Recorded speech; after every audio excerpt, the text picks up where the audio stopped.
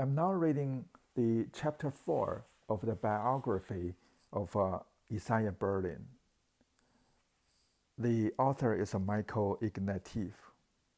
In chapter 2 and chapter 3, the book described the childhood years for Isaiah Berlin. At that time, World War One started, and Germany and Russia were in fighting. Isaiah's father was a timber businessman. He did some business with European business, particularly British ones. And he had some deposits in London banks. Noticing that they wouldn't have an easy life in Russia, as a Jew, they decided to go abroad. And Isaiah's father managed to get a visa for the family, so they moved to London. Chapter 4, London, 1921 to 1928. At the end of his first day at Arundel House School in Surbiton, Isaiah came home in tears, so his mother remembered. Unable to understand a word and the teachers or boys were saying. There had been English lessons in Petrograd, but evidently they were not enough. When asked in later life what English he actually possessed on arrival in exile, he liked to sing in a high whispered voice. It won't be a stylish married day. I cannot afford carry day, but you will look sweet upon the seat of a bicycle beautiful too. Apart from Daisy, Daisy, Isaiah had command of scarcely 75 words. He had never been to school in Petrograd, and now he stood there with row upon row of English schoolboys gazing at him. To make things worse, it was January, halfway through the school year. In the circumstances, tears were unsurprising. A local lady who had been a nanny in Russia tutored him in English, and Isaiah memorized interminable lists of vocabulary and went on disconsolate expeditions with her to a local zoo. During their first year in England, the family changed addresses 3 times: St. James Road, Surbiton; 8 Berryland Road, Surbiton; Effingham Road, Long Ditton, Surrey. He had no memory of these phantom lodgings. The loneliness of a child exiled into a foreign tongue is easy to imagine. English schoolboys' lore, football teams, cartoon characters, dirty songs and jokes, snobberies and cruelties was beyond his ken. Well, all the impressive things he knew seemed worthless or embarrassment. The marks of exile remained faint but visible throughout his life, abstractly, in the respect for the need to belong, politically in his Zionism, morally in his fascination with the marginal, excluded or enriched figures of the 19th century history, but personally, in a slight touchiness, a hypersensitivity to small slights, to any gesture that treated him as an outsider. In other ways, exile was an entirely positive experience. Vladimir Nabokov, who arrived in England at about the same time, wrote in Speak, Memory, that exile provided the syncopal kick that propelled him out of childhood, out of that easy familiarity with his surroundings which, had it continued, might have prevented him from becoming a writer. This possession became the condition of his art. In Berlin's case, Excel consolidated a detachment. Being a foreigner, he could watch, but he could not play, because the language was acquired. It could not be taken for granted. He had to make it his own. Isaiah always emphasized how rapidly the assimilation occurred. Within 6 months, he had a part in Babes in the Wood. You cannot get more English than that. As a second murderer, his one and only line was, "I'm a coming, I'm a coming." By the end of his first year, he was calling money chink and pronouncing say as say like the other boys. And when some child called him a dirty Jew, no, he corrected himself, a dirty German. This was 1921. Other boys beat his aggressor up. The Surbiton boys who stood up for him on the playground became part of his folklore of English fair play. But the incident also says something about the uncanny ability of a plump, unprepossessing Jewish child in a Gentile school, a bookish boy with a foreign accent and a limp left arm, to win people over. He ought to have looked back on his talent for assimilation with pleasure. Instead, eagerness to please figured at the top of his list of vices. He always worried that a Jew should not be so emollient and accommodating.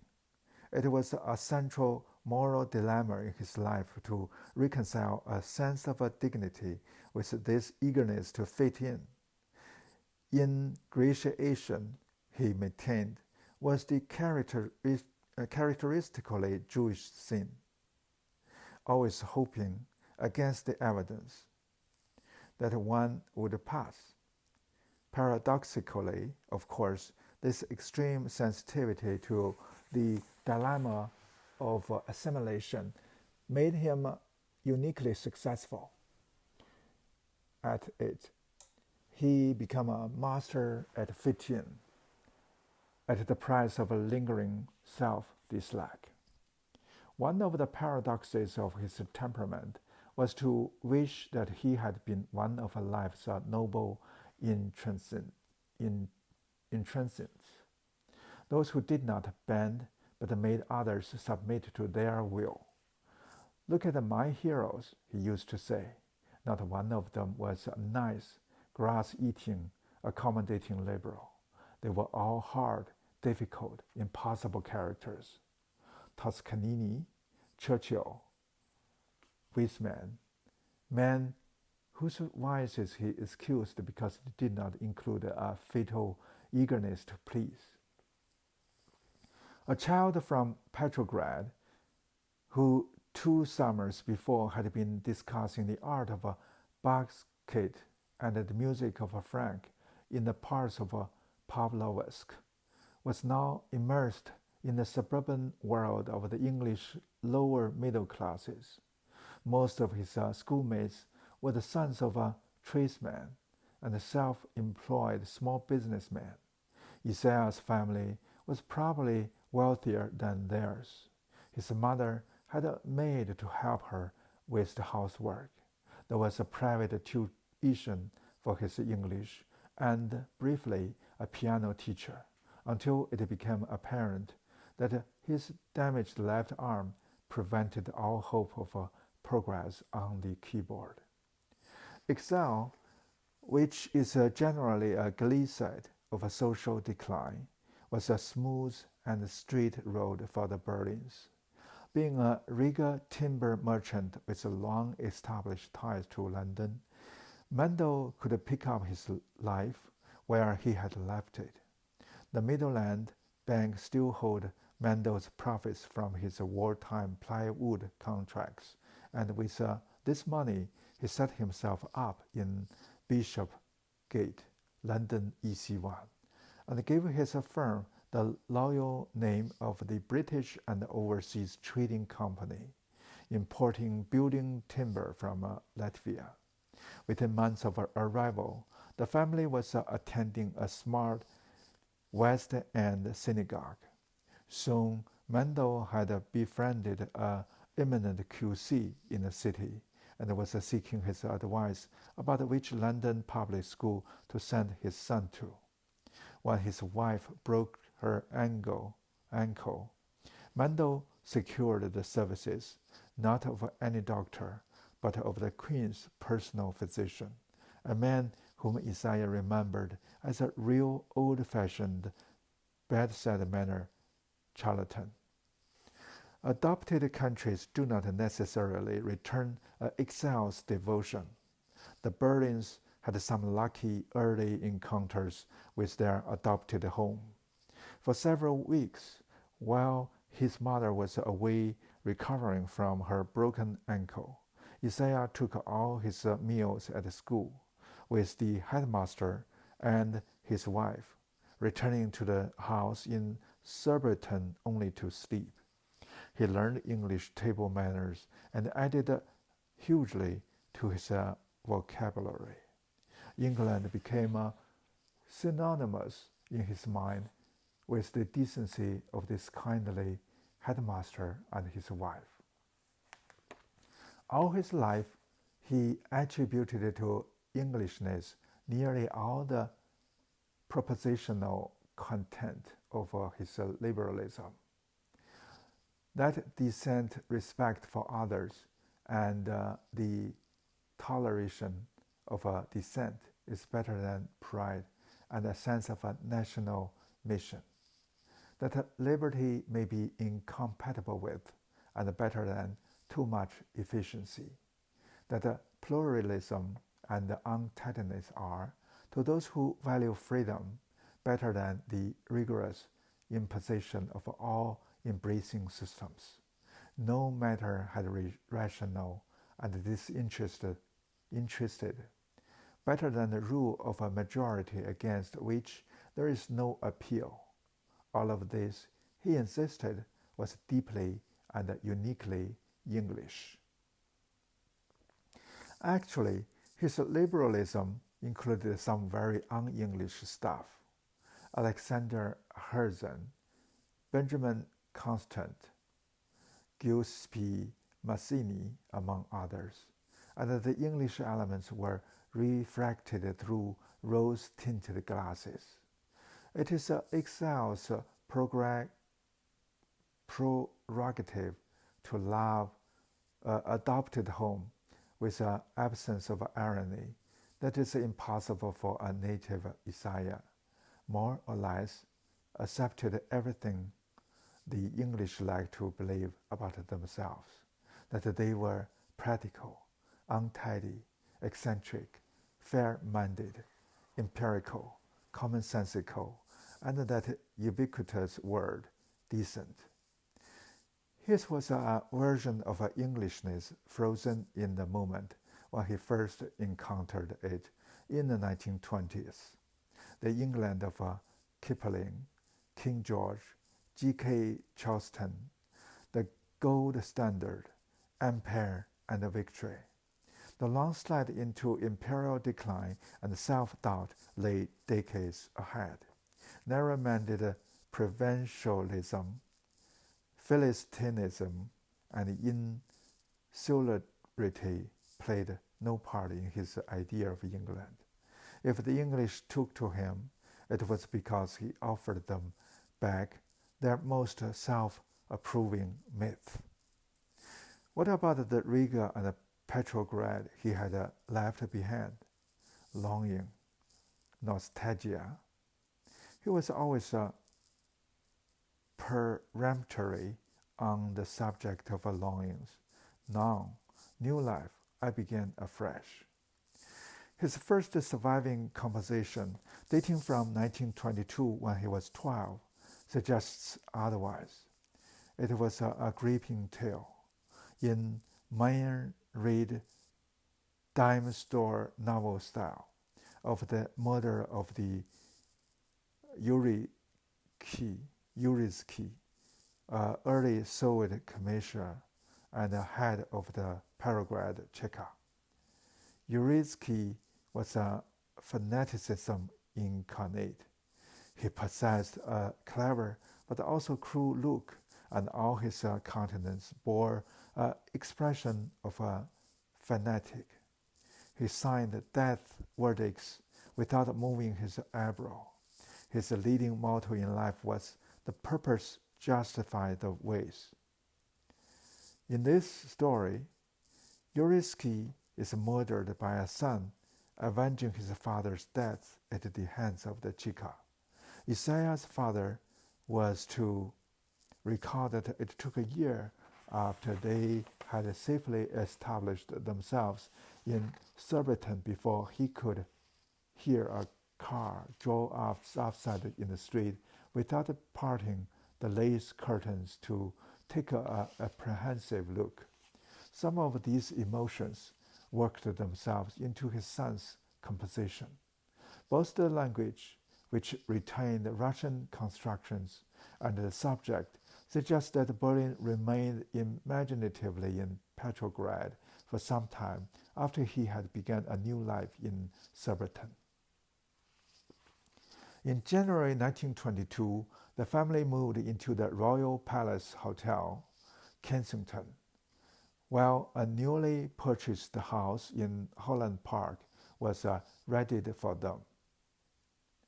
Isaiah was preparing for common entrance examinations for the London public schools at a Kramer in Quebec Street, behind Marble Arch. Upstairs, a Mr. Crouch poured in the classics. Downstairs, a Mr. Bird administered the mathematics. One day, Isaiah told a great big-hole gratuitous lie. He set off from the hotel, telling his parents he was going to Quebec Street. Instead, he walked up and down Kensington High Street, looking in the shop windows until it was time to go home. He returned to find that his father had run the school and discovered that he had not showed up that day. All his life, Isaiah remembered his father's dressing down, and even more Mendel's tearful, uncomprehending disillusion. Though it passed, it left the child aware of just how deeply his parents idolized their only son. In autumn 1922, they moved into a 3-story terraced house in Upper Addison Gardens, Holland Park. Every evening throughout the 1920s, Mendel would return from work in Bishopsgate on the London Underground, dine quietly with his wife and son, then sit in the easy chair in the front room, reading his newspaper. While upstairs, Isaiah swatted at his homework. Mendel rarely dined out, because he did not like the rough civility of the London timber trade. He would rather spend the evening with his wife, although, as Isaiah began to understand, he bored her. It was obvious. Quote, she picked quarrels with him of an obvious and an unnecessary kind. End quote. He liked a little mild extravagance from time to time, whereas she liked to pinch pennies. He did not like arguments and discussions. She thrived on them. She read the latest fiction, Nod Hampson, D.H. Lawrence, a Bian peasant Australian feminist named Berenice Zettner, and thirsted for intellectual stimulation. He did not. If you put a book in his hand, he read it. Otherwise, he preferred the operetta of Offenbach. He had a clear, bright, clerical mind that would have made his son believed a better civil servant than a businessman. He liked the daring and the dynamism for big business gambles. In later life, him could not help feeling sorry for him. Quote, he never lived his life, and if you haven't lived your life, what have you had? End quote. She, on the other hand, did live her life through her son. In all his recollections, there was never a note of a disparagement or pity towards her, rather a kind of awe at the force of her love, the size of her frustration and vitality. Quote, she resented being married to him, felt he was dull, depended on her. She wanted to be loved. She wanted to be lifted. Nothing ever happened, so all her love was turned on me. End quote. She nagged and smothered him. She couldn't stand him sitting about. She wanted activity, interest, life, and vitality. He should be doing something. And when she brought him breakfast in bed, she would ask him, what is the plan for the day? And he would fume, there's no plan, none whatever. She was maddening, but she was bursting with energy. She kept the house spotless, went about wobbling areas from Italy Bel Cavo, used to reminisce about a man she loved and couldn't marry, fussed over her son, and through 65 years lived vicariously through him. This did not mean that he confided in her. When I suggested this, he seemed amused by the very idea. Quote, I never told anybody my troubles. I never had many troubles to tell, and not having them to tell, they evaporated. End quote. If this sounds like a defense of the uses of repression, he was quick to admit it was. Mother and son may never have had a confessional relationship, but she had an enduring impact on his best instincts. She was an immensely shrewd judge of people. It was from her that he learned to value character more than intelligence, vitality more than sophistication, and moral substance more than verbal quickness. In photographs, she is a small, round, plump woman with a large, dark, expressive eye, who stands slightly apart from her husband, keeping her distance from the camera, a very intelligent and ironic expression on her face. In the photographs, there were English gardens in the background, but she does not seem quite at home in them. Isaiah used to say that she took to exile in England like an indomitable refugee, like someone sitting on her bags in Ellis Island with 14 children. End quote.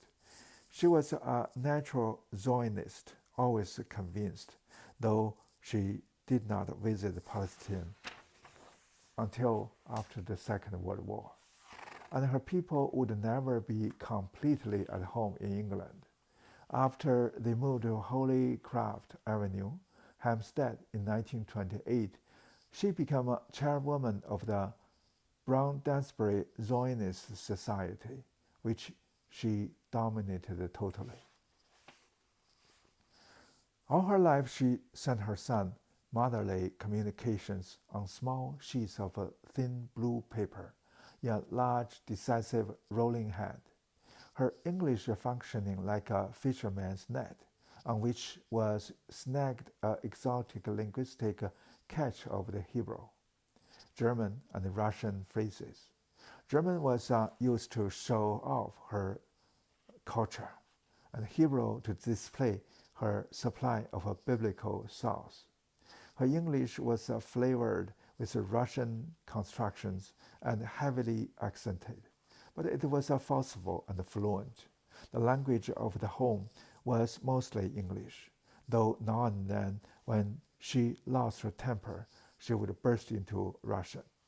Both she and her son knew that they could be ruder to each other in Russian. When he went too far, she would shout, "Talk in English." When they first arrived in England, the Berlins seemed to have discarded even some of their Jewishness. There had been that non-kosher breakfast of bacon and eggs on arrival. But this lapse was brief. Mary went down to the butcher's to buy some meat in the early months of their stay in Surbiton and noticed a small gentleman with a white beard sitting in the corner. When she asked Mr. Henshaw, the butcher, who this might be, he replied that Mr. Fogonest came from Reading every week to prepare the food for the two Jewish families in Surbiton. She went up to Mr. Fogonest and discovered that he was indeed a kosher butcher. They talked, discussed the Jewish community in Reading and Surbiton, and suddenly she burst into tears. She returned home with Mr. Ferguson's preparations, and for the rest of her life maintained a kosher table. There was also a Passover Seder every year and a fasting on Yom Kippur. Wendell was easygoing about religious matters. She never.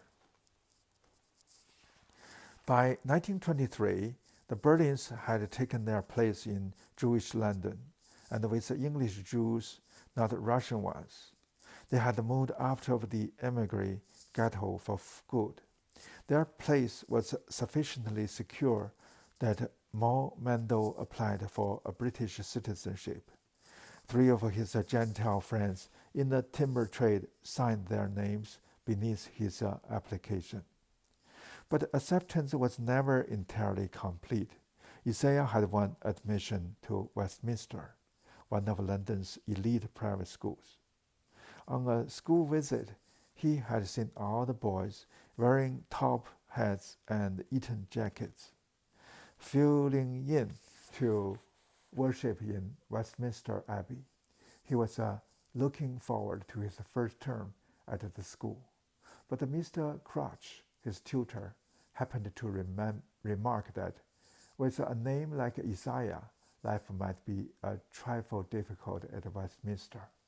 Had he considered changing his name to James or Robert, Isaiah came home to tell his parents he did not want to go to Westminster after all. St. Paul's School on Hammersmith Road was a venerable Christian establishment, established in 1509, but it did not exclude Jews or maintain a Jewish quota.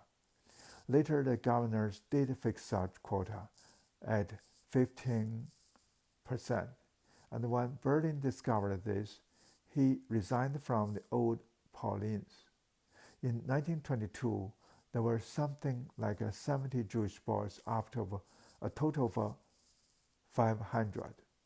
Leonard Shapiro, with whom Isaiah had played in the park in Pavlovsk in 1919, and whose family had immigrated at the same time as the Berlins, was at St. Paul's.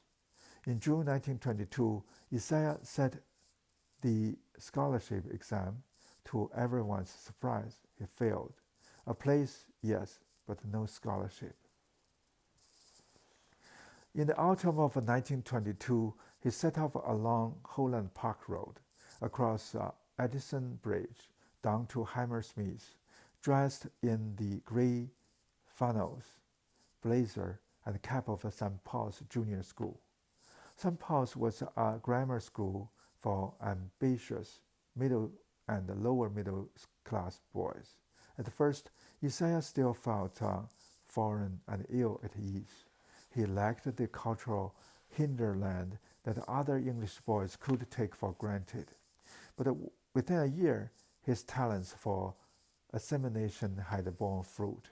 He worked hard, played cricket and football badly, felt that he was reasonably popular, and never thought of himself as the Polish. studious type. His often-stated view that he never stood out at St. Paul's is not entirely confirmed by the school records. He was top of his form twice and took a vocal part in the debating society.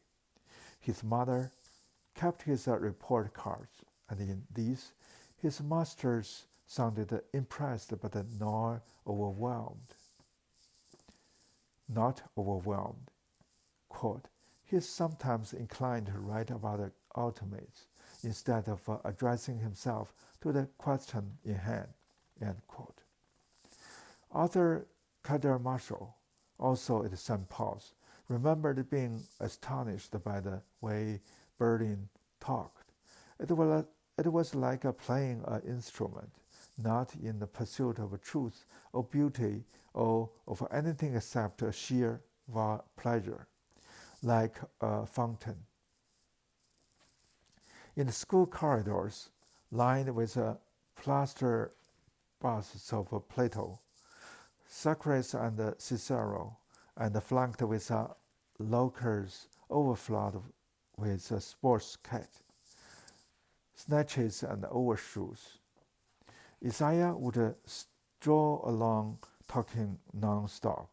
It was not his loquacity that was exotic to the English, but the idea that the talking was an end in itself. In the schoolboy review of a London stage performance of the Cherry Orchard of the late 1920s, Isaiah was already writing with airy adolescent fluency, arguing that any English production was bound to miss the Russian spirit of the play. In a tart comment written at the bottom of the essay, his St. Paul's teacher noted the hint of superiority in his review, which even if you pass, you should hide. While some of his Jewish schoolmates remembered themselves clinging to their Jewish identity in the face of Canon Collas and Cardinal Manning's portraits staring down from the examination hall, Isaiah insisted that he was entirely at home in the Anglo-Catholic institution and just as close to Gentiles like Kader Marshall as he was to his Jewish friends. St. Paul's was merely the first of a chain of English institutions where there would be chapels, Christian prayers, and Anglican grace at the beginning and end of meals. In all of them, Isaiah would feel more or less at home, keeping silent while those around him mumbled their ancestral responses. In mid-adolescence, with Leonard Shapiro, Isaiah made visits to certain poor Western London synagogue, not the smart one where he had his bar mitzvah, but classic ones in the Portobello Road, where the faithful rocked back and from a prayer. For a time, Hasidic ritual exerted a certain spell, though how much was the nostalgic lure of the past, and how much authentic spiritual stirring, it is hard to determine. Quite early on, it seems, Isaiah was a religious skeptic. In a letter written in 1989, he suggested that his skepticism was of long standing. Quote, I wish I could lay claim to having similar religious feelings or experiences. Ever since I persuaded myself that there is a personal God, an old man with a beard, the Ancient of Days, or anyone some kind of individual conceivable in human terms, was unlikely to exist. I have never known the meaning of the word God, and I cannot even claim to be atheist or agnostic. I'm somewhat like the tone deaf person in relation to music. I realize that others are deeply inspired by it, and I respect that. And I have great sympathy for religious ceremonies and works and prayer and poetry.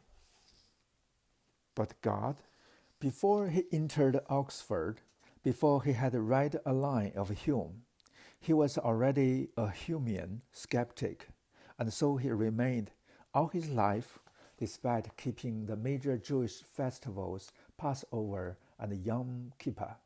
He saw no contradiction in any of this. He always believed that these observances had nothing to do with belief. They were declarations of Jewish allegiance rather than affirmations of a creed.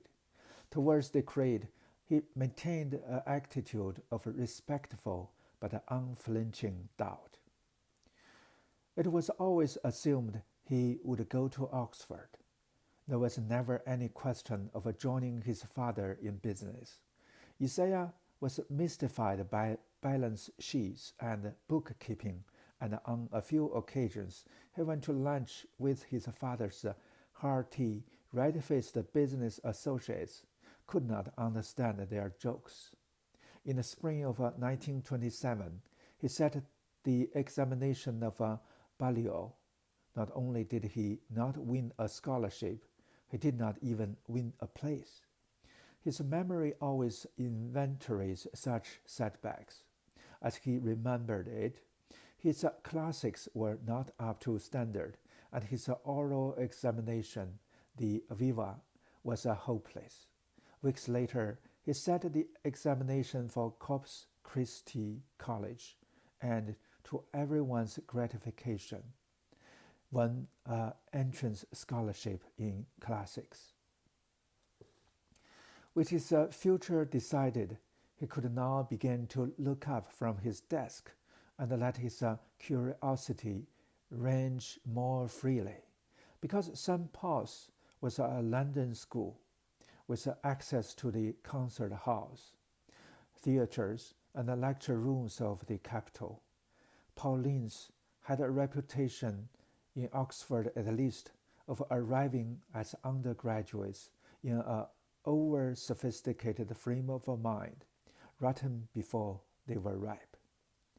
There is a whiff of over-ripe precocity in a teenage Isaiah, voluble, afterwardly confident, devouring books of every sort, Aldous Huxley, Anatole France, Dickens, Thackeray, Austen, Chesterton's essays, the poetry of Eliot and Carl Sandburg.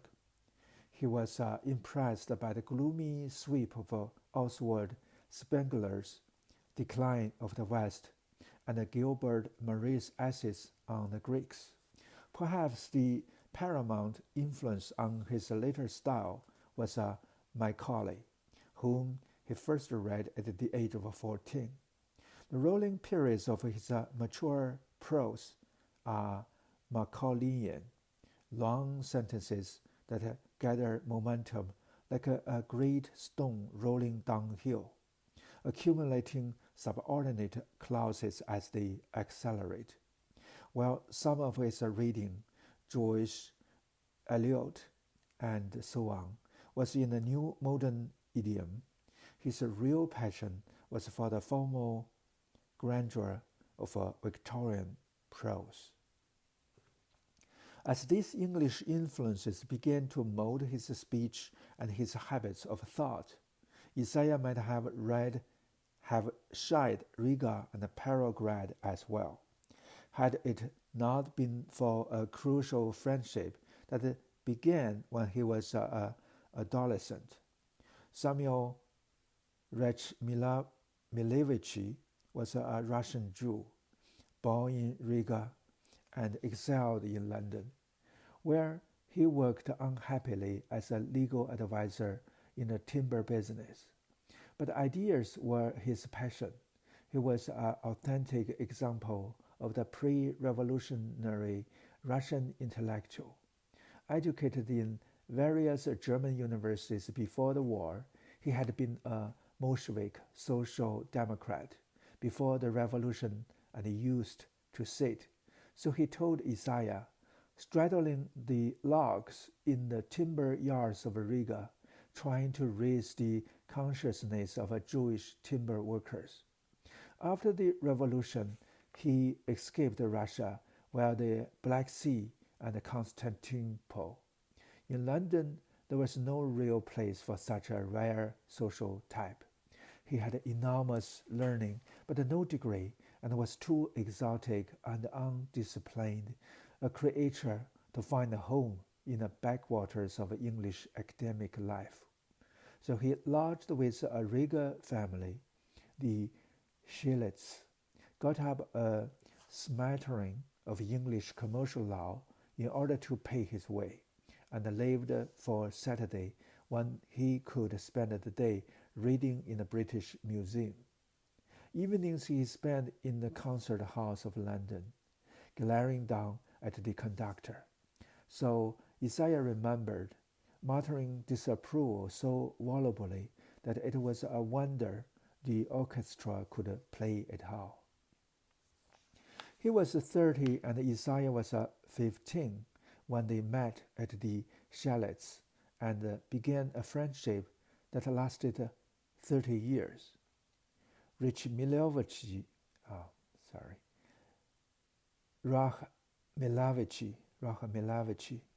was a pure amateur, passionate, ingenious, voluble, slightly mad, and obviously inspiring for a schoolboy.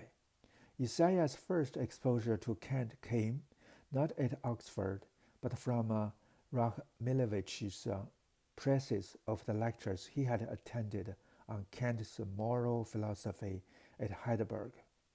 He spoke English with a strong Yiddish accent, and when he was in full flow, he was unstoppable. Wait a moment, I will answer, he would say if Isaiah attempted to get a word in edgeways. Now Kant says, and then he would be off at a furious speed, jumping to Husserl, to Schumpeter, and back again. If anyone first turned Isaiah towards philosophy, it was Rachmilovich. This strange, excitable man never wrote down a single one of his theories, took Isaiah under his wing only to watch the bright pupil fly farther than he could ever have imagined, and ensured that Isaiah's intellectual center of gravity always remained Russian. Obscure Russian writers of the previous century tumbled out of Rachmilovich. References to this or that vanished or forgotten controversy in the history of Russian socialism tripped off his tongue, and little by little Isaiah absorbed it all. A decade later, when he came to write the acknowledgments for his first book, a biography of Karl Marx, the unknown names of S. Rachmilovich figured besides Oxford lights like A.G. Ayer and Stuart Hampshire. Rachmilovich was an inspiration, but in his failure to find a place in English society and his brilliant chatter, which vanished like smoke, it was also a warning. It was what Isaiah might well have become, had there not been as yet unseen element of self-discipline to mold the chatter into consequential thought. Had there not been the beckoning opportunities of Oxford to give Berlin the belonging that Rachmilovich never achieved. Rachmilovich's friendship provided Isaiah with an enviable intellectual grounding, but in other ways he remained a backward and timid adolescent. He remembered going to dances in Bayswater where, instead of dancing, he would make himself unpopular with the hostess by gathering the boys around him and telling them stories. At one of these dances, he met Betty Spiro, a shy, ascetic, and very intelligent girl, a year younger than he. From the girls' school at St. Paul's, she hated dancing as much as Isaiah did, so they sat in the corner and talked about books. She was a pensive, slightly melancholy girl with the most beautiful manners, whose narrow endings seemed very close to her skin. These tentative ventures into the world of dances, parties, and early courting left Isaiah convinced that he had no place in it. In a letter written to Aunt Ida Simonoff in Jerusalem, just before going up to Oxford in the summer of 1928, he mentions the forthcoming engagement of some family friends, and then adds, "Anyhow, I, who am vowed to eternal celibacy, am very glad, which from me is enough." He continued to believe this until well past 40. His parting success at St. Paul's was to be awarded the Truro Prize for an essay on the theme of freedom. His lifelong hostility towards determinism is here given its first expression. The 18-year-old positioned himself between the determinants, be they Russian communists, American industrialists, or Italian fascists who work to achieve an essentially collectivist state, and the German idealists who seek to escape the evidence of a deterministic world by means of a flight into an inner realm of freedom. The essay defines the real freedom of an inner experience from the determinists, and the real freedom of an external action in the afterworld from the idealists. Perhaps the note in the essay that strikes a genuinely autobiographical chord is his defense of a convention. Convention does not in itself imply slavery. It is largely that instinctive law that arises after man's fear of anarchy, which is as far removed from freedom as tyranny itself. In this function, convention is often a safeguard of inner liberty, creating as it does a broad external disciplinary equality, which leaves room for complete inner nonconformity. It hurts no man to conform if he knows that conformity is only a kind of manners, a sort of universal etiquette. The defense of a convention was to occupy a large place in his later thought. From St. Paul's onward, he lived inside conventional, rule-ordered institutions, rich in lore and custom, absurd perhaps, but absurdly convincing as well.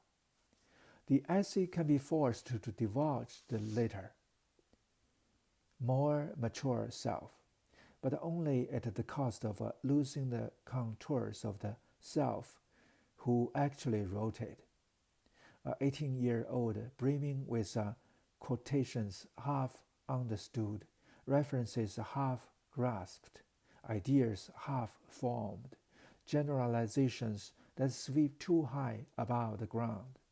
As his dull but not unperceptive schoolmasters at St. Paul's said, there was a promise there, but it needed discipline.